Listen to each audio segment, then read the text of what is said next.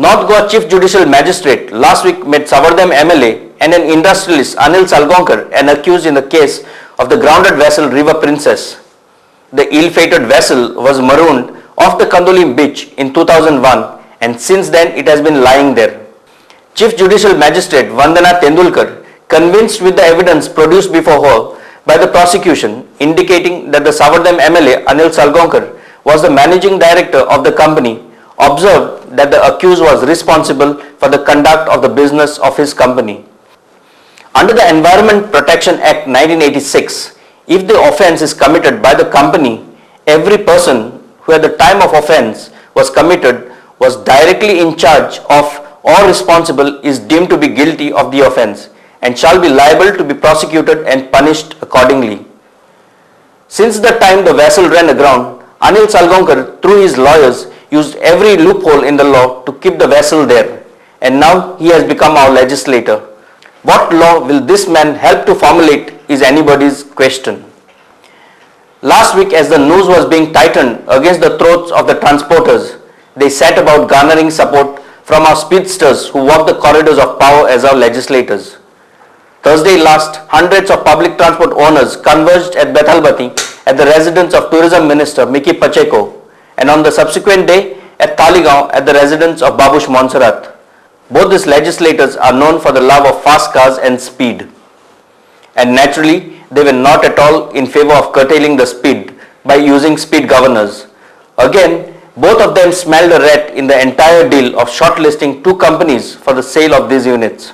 Tourism Minister's timing of opposing the speed governors seems to have been timed perfectly to coincide with the demand of his supremo to drop Madkaikar to accommodate Sudin Daulikar.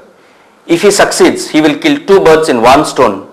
Transporters will be happy because with the ouster of Madkaikar, speed governors will also be a forgotten story. Secondly, we do not think that Transport Director Sandeep Jakis can stand up to Miki given his highly vitriolic tongue. But Miki should not forget that transporters will buy fast vehicles than his cars, and then he might have to resort to using his physical strength to allow his car to pass. We have not forgotten, Mr. Pacheco, that you had assaulted a KTC driver for not slowing down for your car to pass. How hypocritical are the thoughts and deeds of our ministers. With the Bollywood biggie declaring his intentions to get married in Goa opened a can of worms, and skeletons will start tumbling out of the cupboards of Thalatis, Mamladars and even sub-registrars if at all things are thoroughly investigated. Issuing a residence certificate to Manyata to facilitate the declaration of marriage to Sanjay by Talati Prashant Kunkulekar is just the tip of the iceberg, and it came to light just because Munna Bai is a celebrity. However, if the authorities are really serious about how deep the morass has rooted itself, it just have to scratch and the skeletons will unearth itself. Issuing of a residence certificates, ration cards by Talatis in connivance with Mamladars has become a lucrative business. Otherwise, how does one explain that migrants queuing up to make epic cards apply for plots and other schemes provided by the governments? And sub-registrar's office in Goa are a fountainhead of corruption with plenty of land deals, not to talk about underhand deals. We can only hope that the authorities get to the bottom of the matter and just not close the investigation with cancelling of the residence certificate issued to Manyata. After all said and done, trouble seems to be a second nature for Sanjay Dutt, and we needed a celebrity to expose the levels of corruption that has possessed our government servants at all levels. And finally, last week, love and romance was in the air, with young and the old eager to make the best of Valentine's Day. People were busy buying gifts, preparing to go out for dinners, and there were a variety to choose from. That's all we have in Goa this week. I'll be back next week with some juicy tidbits. Before we resume with more news, we'll take a short commercial break. Welcome back.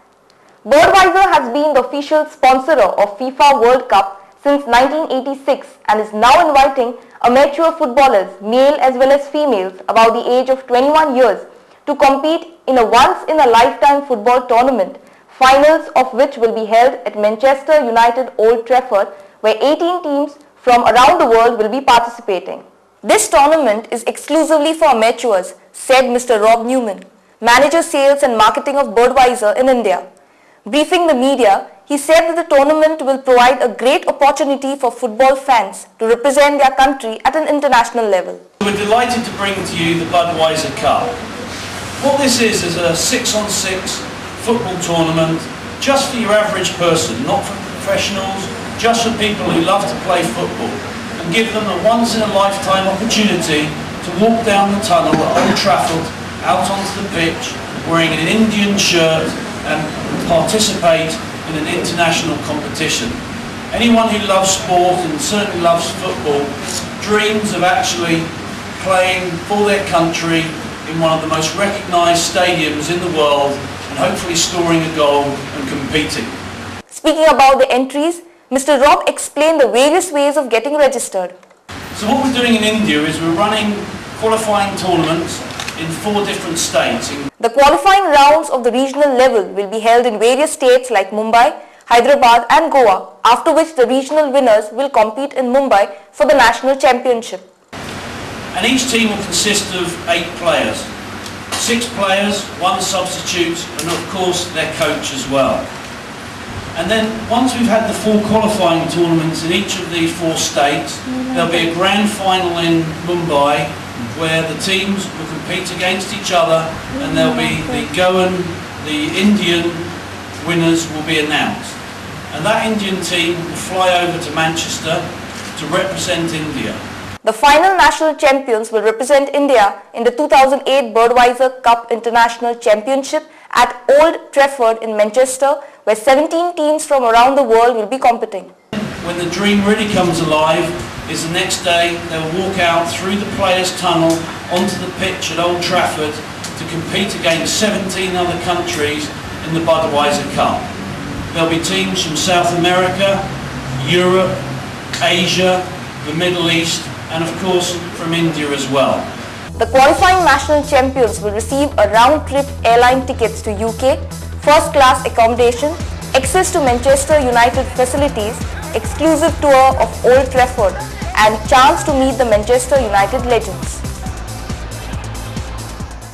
Before we end, here is a reminder of the headlines. Spineless Goa government bows to the demands of transport lobby. IT Minister seeks Panchayat resolutions to set IT parks in various villages. That's all in today's bulletin.